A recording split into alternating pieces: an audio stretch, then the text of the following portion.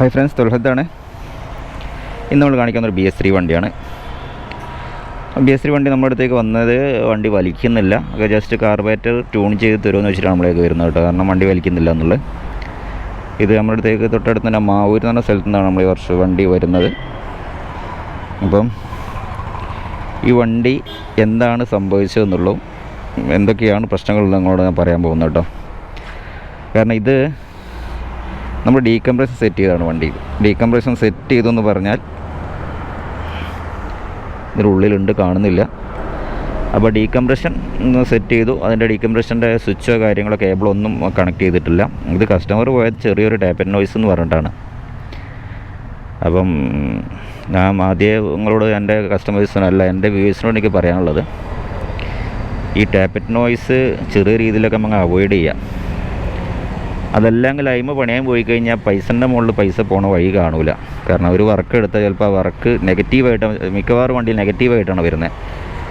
അപ്പം ബാക്കിയുള്ള കാര്യങ്ങൾ വണ്ടി ഓടിച്ചുകൊണ്ട കാര്യങ്ങൾ പറഞ്ഞുതരാം കേട്ടോ. ഇതിൻ്റെ പിക്കപ്പും കാര്യങ്ങളൊക്കെ കാണിച്ചു തരാം.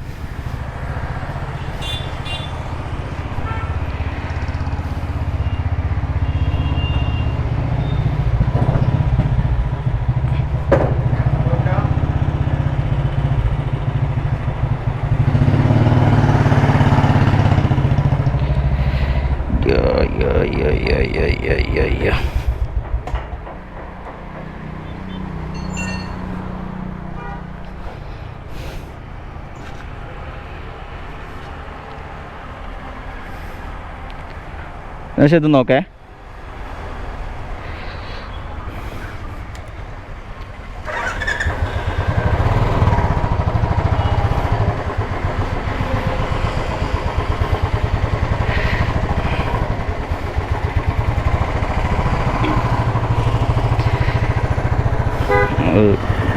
കസ്റ്റമർ വന്നാണ് അതാട്ടോ അങ്ങനെ പറഞ്ഞത്. അപ്പോൾ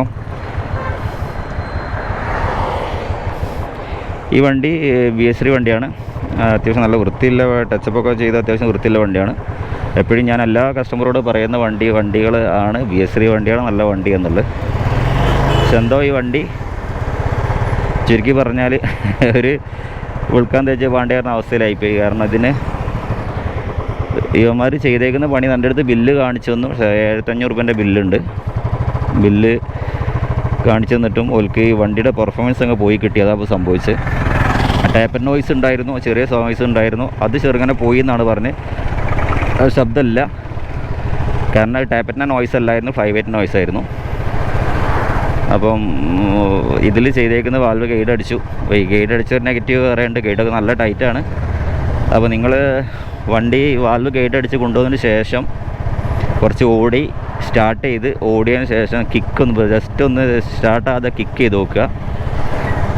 ആ കിക്ക് ചെയ്യുന്ന സമയത്ത് എൻജിനൊന്ന് വേറെ ശബ്ദം വരുന്ന കേൾക്കാൻ പറ്റും. നിങ്ങൾ ഒരു ഒരയുന്ന മാതിരി ശബ്ദം, ഒരു എന്താ പറയുക, വിശീകരിച്ച് തരാൻ കഴിയില്ല. എന്നാലും എൻജിൻ കിക്ക് ചെയ്ത് വിട്ട് കഴിഞ്ഞാൽ എൻജിനൊന്ന് വേറെ ശബ്ദം വരുന്നത് നിങ്ങൾക്ക് മനസ്സിലാക്കാൻ പറ്റും. അത് വാൽവിൻ്റെ ഗൈഡ് ഓവർ ടൈറ്റാണ് കേട്ടോ. അപ്പോൾ ആ ഒരു പ്രശ്നം നമുക്ക് മിക്കവാറും എല്ലാ വണ്ടികൾക്കും അങ്ങനെ വരാറുണ്ട്. വാൽവ് ഗൈഡ് അടിച്ചതിന് ശേഷം അത് ചില വണ്ടികൾ ഹീറ്റാണ് സമയത്ത് വല്ലാതെ ഒരു എൻജിനിന് ചെറിയ വൈബ്രേഷൻ കൂടുതലായിട്ട് വരുന്നതായിട്ട് കണ്ടുവരുന്നുണ്ട്. ഒരു ഇറിറ്റേറ്റീവ് നോയ്സ് ആയിട്ടാണ് ഫീൽ ചെയ്യുക. അപ്പോൾ കഴിയുന്നതും അനങ്ങിയതിന് പോയി വാൽവ് ഗൈഡ് എടുക്കുന്ന സ്വഭാവം ആദ്യം നിർത്തണം എന്നാണ് എനിക്ക് പറയാനുള്ളത്. കാരണം വാൽവിന് ചെറിയ പ്ലേ ഒന്നും ആ ശബ്ദം ഉണ്ടാക്കില്ല. അത് നമ്മൾ ഈ കസ്റ്റമർ ഇതിന് ഇപ്പം മെക്കാനിക്സ് ചെയ്തതെന്ന് പറഞ്ഞാൽ വാൽവ് ഗൈഡ് അടിച്ചു. പോരാത്തിന് ഇവർ സൗണ്ട് ഒഴിവാക്കാമെന്ന് പറഞ്ഞ് ഡീകംപ്രഷൻ വെച്ചു. അപ്പോൾ സൗണ്ട് ഒഴിവാക്കുന്ന ഡീകംപ്രഷൻ വെച്ചു. ഓക്കെ, ഡീകംപ്രഷൻ വെച്ച് കഴിഞ്ഞാൽ അതിപ്പോൾ ഒരു മൈനസ് ഒന്നുമല്ല. ഡീകംപ്രഷൻ വെച്ച് കഴിഞ്ഞാൽ ഒരു കിക്കറൊക്കെ ടൈറ്റിലുള്ള ആൾ, കിക്ക് ചെയ്യുന്ന ആളുകൾക്ക്, സ്റ്റാൻഡേർഡ് വണ്ടി ഉപയോഗിക്കുന്നവർക്ക് കുറച്ചൊരു യൂസ്ഫുള്ളാണ്. ആ ഡീകംപ്രഷൻ പ്രസ് ചെയ്ത് ഫ്രീ ആയിട്ട് കിക്ക് ചെയ്യാൻ പറ്റും. ചില സമയത്ത് തന്നെ ആ കിക്കറിൻ്റെ ടൈറ്റൊക്കെ ഒഴിവാക്കാൻ പറ്റും. അതൊരു വലിയൊരു പ്ലസ് തന്നെയാണ് ഉപയോഗത്തെ സംബന്ധിച്ചിടത്തോളം നോക്കുകയാണെങ്കിൽ. പക്ഷേ ഈ വണ്ടിയിൽ ചെയ്ത് ഇവരെ നോയ്സ് ഒഴിവാക്കാൻ വേണ്ടിയിട്ട്, ഇനിയിപ്പോൾ ഈ വീഡിയോ കാണുന്ന മെക്കാനിക്സ് ആണെങ്കിലും വർക്ക് എടുക്കുന്ന ആരാണെങ്കിലും ഒന്ന് ശ്രദ്ധിക്കുക. ഞാൻ ഈ പണി പഠിപ്പിക്കുന്നതൊന്നല്ല കേട്ടോ, അങ്ങനെ തെറ്റിദ്ധരിക്കരുത്. അതിന് അറിവ് എന്ന് പറഞ്ഞാൽ ഓരോരുത്തരുടെ കയ്യിൽ ഓരോ രീതിയിലാണ് ഉണ്ടാവുക.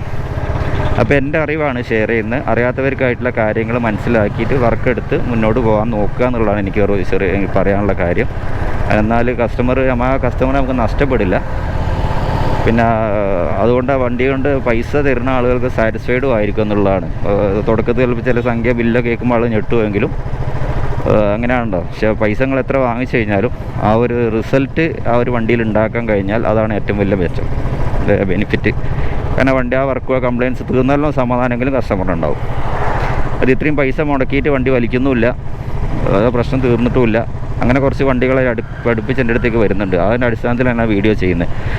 അപ്പോൾ ഞാൻ ഇങ്ങനത്തെ കാര്യങ്ങളൊക്കെ തുറന്ന് പറയുന്ന സമയത്ത് ഒരുപാട് ഇഷ്ടം ഇല്ലാത്ത ഒരുപാട് ആളുകൾ ഫേസ്ബുക്കിലൊക്കെ ഇട്ട് കഴിഞ്ഞാൽ ഒരു നെഗറ്റീവ് അടിക്കുന്ന ആളുകളുണ്ട്. അവർ വെറും എന്താണെന്ന് എനിക്ക് മനസ്സിലാകണില്ല. നമ്മളെ അറിവുകൾ നമ്മൾ ഷെയർ ചെയ്യുമ്പോൾ നമ്മളെപ്പോഴും അപ്ഡേറ്റ് ചെയ്യാൻ ശ്രമിക്കുക. നമ്മൾ വർക്കിൽ അപ്ഡേറ്റ് ചെയ്യാൻ ശ്രമിച്ചില്ലെങ്കിൽ നമ്മൾ ഔട്ട്ഡേറ്റഡ് ആയി പോകും. കാരണം പിന്നെ വണ്ടിയിൽ വർക്ക് എടുത്ത് മുന്നോട്ട് പോകാൻ കഴിയില്ല, ഈ ഒരു കാലഘട്ടത്തിൽ പ്രത്യേകിച്ചും. അപ്പോൾ ചിലപ്പം ഏതൊരു അറിവും ചിലപ്പോൾ നിസ്സാരമായ ആളുകളിലേക്ക് ചിലപ്പോൾ അറിവുകളൊക്കെ ഉണ്ടാവുക, അവരേക്ക് ആ കാര്യങ്ങൾ മനസ്സിലാക്കിയിട്ടുണ്ടാവുക. അപ്പോൾ ആരും കൊച്ചാക്കി കാണാനോ ഒന്നും ശ്രമിക്കാതിരിക്കാമെന്ന് ഞാൻ മനസ്സിലാക്കിയിട്ടുള്ളൂ കേട്ടോ. അപ്പോൾ ഇതിൽ ചെയ്ത പണിയെന്ന് പറഞ്ഞാൽ ഇതിൽ ചെയ്തത് തന്നെയാണ് നമുക്ക് സാധാരണഗതിയിൽ ടാപ്പറ്റ് നോയ്സിന് പോണ കസ്റ്റമറിന് ഉണ്ടാകുന്ന ഒരു പ്രശ്നം തന്നെയാണ് ഇതിലുണ്ടായിരിക്കുന്നത്. വാൽവ് ഗൈഡ് അടിച്ച് ഓക്കെ, വാൽവ് ഗൈഡ് അടിച്ചു.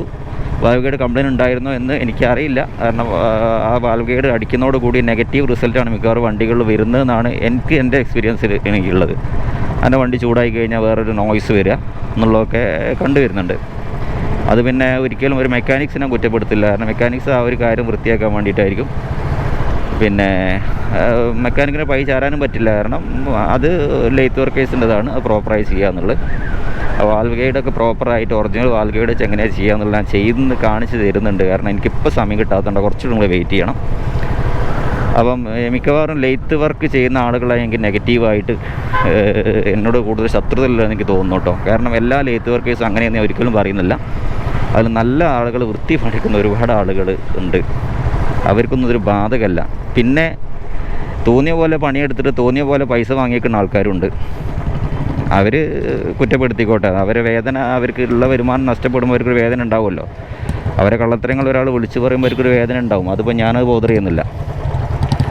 അപ്പം പിന്നെ വേറൊരു കാര്യം കൂടി എനിക്ക് പറയാനുള്ളത്, തിരക്കുള്ള ലെയ്ത്ത് വർക്കിൽ പോകുമ്പം അനുഭവത്തിൻ്റെ അടിസ്ഥാനത്തിലാണ് പറയുന്നത്. മെക്കാനിക്സിനോട് പറയാനുള്ള ഒരു കാര്യം, നിങ്ങൾ ഏതൊരു ഭാഗമാണോ നിങ്ങളുടെ ലെയ്ത്തിലേക്ക് കൊടുക്കുന്ന, ഹെഡാണെങ്കിലും സിലിണ്ടർ ആണെങ്കിൽ ഏതൊരു ഭാഗമാണോ അതൊരു മാർക്ക് ചെയ്തിട്ട് കൊടുക്കുക കേട്ടോ. സിലിണ്ടറും ഹെഡൊക്കെ പ്രത്യേകിച്ച് മാർക്ക് ചെയ്ത് കൊടുക്കുക. നിങ്ങൾ പോയ സാധനമൊക്കെ തിരിച്ച് വരുന്നത്. അപ്പോൾ തിരിച്ച് അത് മാറി വരും, അത് മാറി കൊടുക്കുള്ളൊരു സ്വഭാവമാണ്. അതുപോലെ സ്വഭാവം എന്ന് ഞാൻ പറയില്ല, കാരണം കുറേ സാധനം കൊണ്ടുവന്ന് കൂട്ടി വെച്ചിരിക്കുമ്പോൾ ഏതാണ് ആദ്യം കൈ കിട്ടുന്നത് അതെടുത്ത് അപ്പുറത്ത് മാറ്റി വെച്ച് കൊടുക്കും. അത് നിങ്ങൾക്ക് എടുത്ത് തിരിച്ച് കൊടുക്കുക എന്നുള്ളത് ചിലപ്പോൾ നമ്മൾ മനസ്സിലാക്കിക്കൊള്ളണമെന്നില്ല, നമുക്ക് അറിഞ്ഞോളണമെന്നില്ല.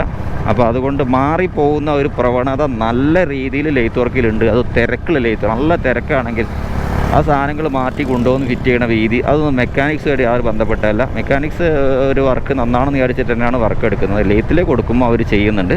എനിക്ക് പേഴ്സണലി ആയിട്ട് ഒരുപാട് എക്സ്പീരിയൻസിൻ്റെ അടിസ്ഥാനത്തിൽ തന്നെയാണെന്ന് പറയുന്നത്. ആരും എന്ത് തന്നെ പറഞ്ഞാലും ശരി, നിങ്ങൾക്ക് തന്നെ അറിയാവുന്നതായിരിക്കും.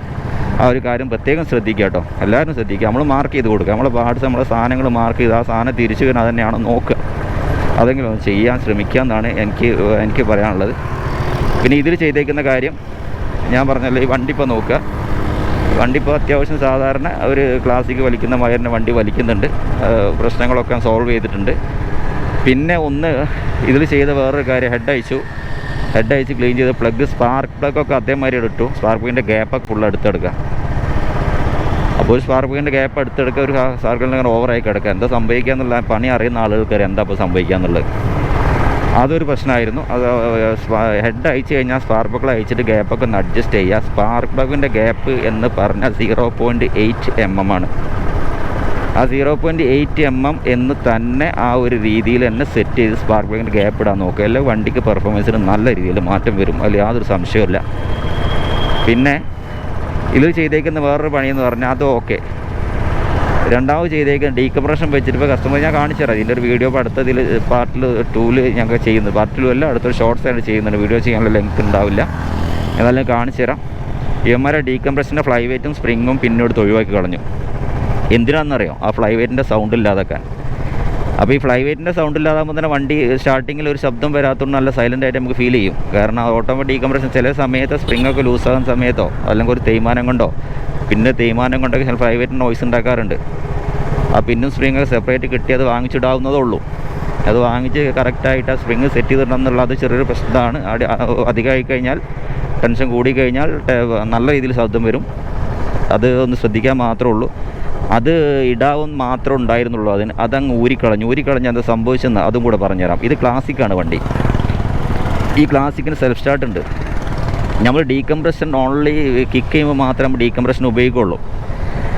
സെൽഫ് സ്റ്റാർട്ട് സമയത്ത് ഒരിക്കലും ഡീകംപ്രഷൻ ഉപയോഗിക്കില്ല. ആ സമയത്ത് ഈ ഹോവർ വരുന്ന കംപ്രഷൻ പുറത്തു പോകാത്തത് കൊണ്ട് തന്നെ ആ ലോഡും കൂടെ ഈ സ്പ്രാക്ക് ക്ലച്ചിൻ്റെ ബെയറിങ്ങിന് വഹിക്കേണ്ടി വരും. അപ്പോൾ ഫലത്തിൽ പാതിയല്ല 4/1 സെൽഫിൻ്റെ ബെയറിങ്ങിൻ്റെ ലൈഫ് കുറയും. അപ്പോൾ നല്ലൊരു ഭാരിച്ച ചിലവ് നമുക്ക് ഇടയ്ക്കിടയ്ക്ക് സെൽഫ് സ്റ്റാർട്ട് ഇങ്ങനെ മാറ്റിക്കൊണ്ടിരിക്കുക. അപ്പോൾ എൻ്റെ അടുത്ത് മിക്കവാറും വരുന്ന ആളുകൾ സെൽഫ് സ്റ്റാർട്ട് അടിക്കടി പോകുന്നു പറയുന്ന കാര്യങ്ങൾ ആദ്യം ശ്രദ്ധിക്കേണ്ടത് കിക്കർ ടൈറ്റ് ഉണ്ടോ നോക്കണം. കിക്ക് ചെയ്യുമ്പോൾ ടൈറ്റ് ഉണ്ടോ എന്ന് കസ്റ്റമറോട് ചോദിച്ച് മനസ്സിലാക്കി കിക്കർ ടൈറ്റ് എന്നുള്ള കാര്യം ആദ്യം സോൾവ് ചെയ്തതിന് ശേഷം മാത്രം വൺ വേ ക്ലച്ചിൻ്റെ മുകളിൽ തൊടുക. അതല്ലെങ്കിൽ നമ്മൾ മാറ്റി കൊടുക്കും. 6 മാസം പോയി പിന്നെയും പോവും. ഇയാൾക്ക് ഈ സത്യം പറഞ്ഞ കസ്റ്റമറിന് വണ്ടി കൊണ്ട് മടുക്കും. കാരണം അത്രയും പൈസയാണ് അതിൻ്റെ മുകളിൽ മുടക്കുന്നത്. നമ്മളായാലും അങ്ങനെ ചിന്തിക്കുള്ളൂ. അപ്പോൾ നമ്മൾ ഓരോ പൈസ എങ്ങനെ ഉണ്ടാക്കുന്നതല്ല. ഒരു ബുള്ളറ്റ് ഒരു ആഗ്രഹത്തിൻ്റെ മുകളിൽ എടുത്ത് കൊണ്ടുകൊടുക്കുമ്പോൾ ഭാരിച്ച ചിലവൊക്കെ അതിൻ്റെ മുകളിൽ ഒരു കാറിൻ്റെ ചിലവൊക്കെ ഒരു ബുള്ളറ്റിൻ്റെ മുകളിലൊക്കെ വരുമ്പോൾ സ്വാഭാവികമായിട്ട് ആ ബ്രാൻഡ് തന്നെ വെറുത്തും. സത്യത ബ്രാൻഡിൻ്റെ കുറ്റമല്ല. നമ്മൾ കൈകാര്യം ചെയ്യുന്നതിൽ ഉണ്ടാകുന്ന പാകപ്പിഴകളാണ് മിക്കവാറും ഇതിൻ്റെ ഓവറായിട്ട് എക്സ്പെൻസീവ് വണ്ടീൻ്റെ മുകളിൽ വരുന്നത്. അപ്പോൾ ഈ ഒരു വണ്ടീൻ്റെ മുകളിൽ വന്നിട്ടുള്ളത് അത് തന്നെയാണ്. അപ്പോൾ ഈ വാൽവ് ഗൈഡ് അടിച്ചു കൊടുത്തുള്ള പ്രശ്നങ്ങൾ എനിക്കിപ്പോൾ സോൾവ് ചെയ്യാനിപ്പോൾ കസ്റ്റമർ ഓടാൻ തന്നെ പറഞ്ഞാൽ ഒരിക്കലും അതിൻ്റെ മുകളിൽ കളിച്ചിട്ട് കാര്യമില്ല. കളിച്ച് കഴിഞ്ഞാൽ വാൽവ് ഗൈഡ് എന്താണ് സംഭവിച്ചതെന്ന് അയച്ചു നോക്കി തന്നെ പറയാൻ പറ്റുള്ളൂ. രണ്ടാമത് അടുത്ത് ആ പൈസ അതിൻ്റെ മുകളിൽ ചിലവാക്കിച്ചിട്ട് കസ്റ്റമർക്ക് ലോസ് ഉണ്ടാക്കേണ്ട. ചെറിയ ഓട്ടം മാത്രം ഓടുന്ന ആളായതുകൊണ്ട് കുഴപ്പമില്ല. ഇത് ലോങ് ഓടുന്ന ആളുകളാണ് നല്ല രീതിയിൽ ബാധിക്കുന്നത്. ഒരു 50, 60, 70, 100 കിലോമീറ്റർ ഓടിക്കഴിഞ്ഞാൽ ശരിക്കും നല്ല ശബ്ദം എഞ്ചിനുകളൊന്ന് വരും. അത് ഉപയോഗിക്കുന്നവർക്ക് അറിയാം എന്താ സംഭവിക്കുക എന്നുള്ളത്. അത് സംഭവിച്ചു കഴിഞ്ഞാൽ അപ്പോൾ എല്ലാവരും പറയല് 100 കണക്കിന് വണ്ടികളിൽ നമ്മൾ ചെയ്യുന്നുണ്ട് എന്നാൽ നമുക്കൊന്നും പ്രശ്നമില്ലല്ലോ. പ്രശ്നങ്ങൾ വരുന്നുണ്ട് എന്നുള്ളതാണ് വാസ്തവം. 100 10 വന്നാൽ പോരെ. 10 കസ്റ്റമർ നമ്മളായാൽ പോരെ ബുദ്ധിമുട്ടാവാൻ. വേറൊന്നും വേണ്ടല്ലോ. അപ്പോൾ ഇതാണ് ഇതിൻ്റെ വാസ്തവം. അപ്പോൾ ഇതിൽ ചെയ്ത് ഒരിക്കലും നിങ്ങൾ സെൽഫ് സ്റ്റാർട്ടുള്ള വണ്ടി കസ്റ്റമറോട് മെക്കാനിക്സിനോട് പറയല്ലോ, ഒരിക്കലും നിങ്ങൾ സെൽഫ് സ്റ്റാർട്ടുള്ള വണ്ടിയിൽ ഈ ഓട്ടോ ഡീകംപ്രഷൻ സിസ്റ്റം ഒഴിവാക്കരുത്.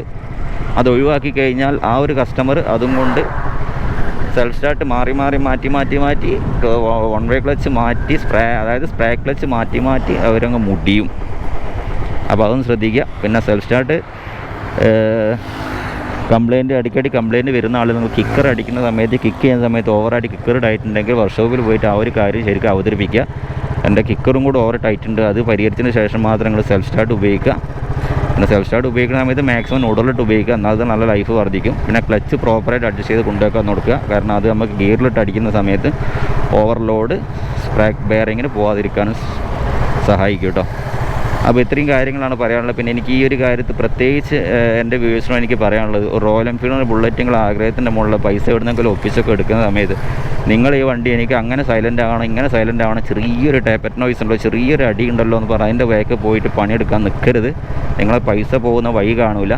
നിങ്ങൾ ടാപ്പറ്റ് നോയ്സുമായിട്ട് ചെറിയ നോയ്സ് ഉണ്ട് എങ്കിൽ എപ്പോഴാണ് നിങ്ങൾ ശ്രദ്ധിക്കണമെന്ന് വെച്ചാൽ വല്ല പെർഫോമൻസ് നല്ല രീതിയിൽ മാറ്റം വരുന്നുണ്ടെങ്കിൽ മാത്രം നോക്കുക. പെർഫോമൻസിന് മാറ്റം വരുന്നുണ്ടെങ്കിൽ ഹൈഡ്രോളിക് ചെറിയ രീതിയിൽ ഫ്രീ ആയിട്ടാണോ ആണെങ്കിൽ നമ്മൾ എന്തായാലും പെർഫോമൻസിന് മാറ്റം വരും, അപ്പം മാത്രം ശ്രദ്ധിക്കുക. പിന്നെ ടാപ്പറ്റ് നോയ്സ് വരുന്ന സമയത്ത് ആദ്യം നിങ്ങൾ ശ്രദ്ധിക്കാനുള്ള ഓയിൽ മാറ്റാൻ വൈകിട്ടുണ്ടെങ്കിൽ ഓയിലൊന്ന് മാറ്റി കൊടുക്കുക. ഓയിൽ ഫിൽറ്ററൊക്കെ ഒറിജിനൽ തന്നെ ഉപയോഗിക്കാൻ വേണ്ടി ശ്രമിക്കുക. സ്ട്രെയിനറൊക്കെ ഒന്ന് അയച്ച് ക്ലീൻ ചെയ്ത് ഓയിൽ മാറ്റി അങ്ങ് ഓടുക. ഈ ഒരു കാര്യം ശ്രദ്ധിച്ചു കഴിഞ്ഞാൽ നിങ്ങൾക്ക് ഇതിൽ നിന്നൊക്കെ ഒരു രക്ഷ നേടാൻ കഴിയും. ഈ പറഞ്ഞ കാര്യങ്ങളെല്ലാവരും ഒന്ന് ഫോളോ ചെയ്യാൻ ശ്രമിക്കുക. എല്ലാവർക്കും യൂസ്ഫുൾ ആയിരിക്കും എന്നുള്ള കാര്യത്തിൽ യാതൊരു സംശയമില്ല. ശ്രദ്ധിച്ചു കഴിഞ്ഞാൽ അടുത്തൊരു വീഡിയോ കാണാം. Thanks for watching.